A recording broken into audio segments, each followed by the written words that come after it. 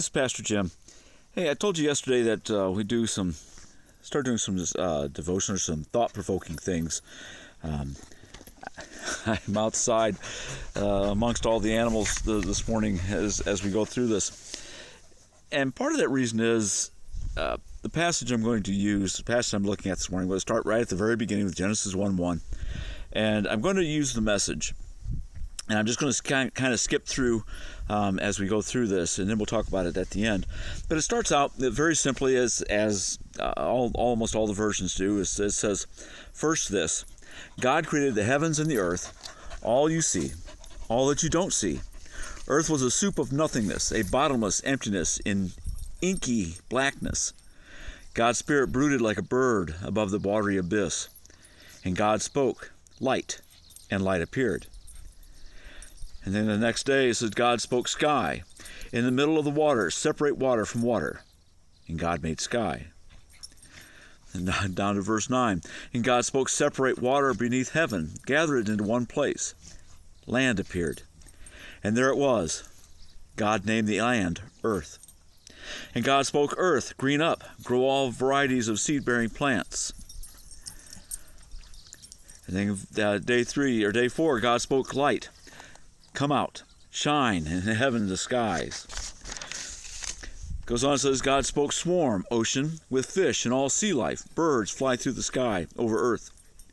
And God spoke earth, generate life, every sort and kind, cattle and reptile and wild animals, all kinds. And God spoke, let us make human beings in our image, make them reflecting our nature, so they can be responsible for the fish in the sea and the birds in the air, the cattle, and yes, earth itself, and every animal that moves on the face of the earth. And God created human beings, created them godlike, reflecting God's nature. He created them male and female, and God blessed them. Prosper, reproduce, fill earth, take charge. Be responsible for the fish in the sea and the birds in the air, for every living thing that moves on the face of the earth. You know, there are still people today that talk about the evolution and talk about how things were created over millions of years. I believe that if God wants to take 1,000,000 years, he could do that.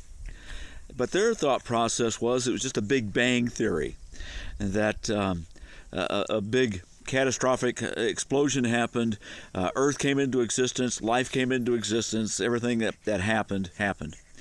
And we've probably all have seen and heard what I'm getting ready to tell you and show you. And it just amazes me. So I'm going to flip the camera around and show you something here. Yeah, if I can figure out how to do this now. So here I have a watch, and we've all heard those type of things. I mean, it's an older watch. It's not electronic, and I've got a flat bag here, and the idea is that, you know, they say that a big bang happened. Well, big bangs happen, and I lose it like that. But what they don't talk about is, you know, if that were the case, why don't we have more and more things happen? I mean, why don't things just kind of come together? And they say, well, it takes millions of years. Well, if that's the case, then 1,000,000 years from now, this watch should reform. I have a dog that wants to check that out and make sure. So the watch would reform, all the gears would come back together, the battery would be back together, everything would happen.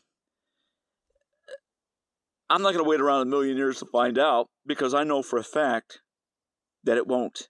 It'll still be here. If I left it on this rock and it was never touched again, it would look exactly like that 1,000,000 years from now. Our God created with just the sound of his voice. Let there be, and there was. I claim that. I believe that. The problem I have now is that with my wife's watch, and I need to get it fixed before she comes back home, and I better get it fixed before 1,000,000 years is up. So be praying for me as I work on that. But also, be praying for those that don't understand the nature of God. God bless, and we will talk to you tomorrow.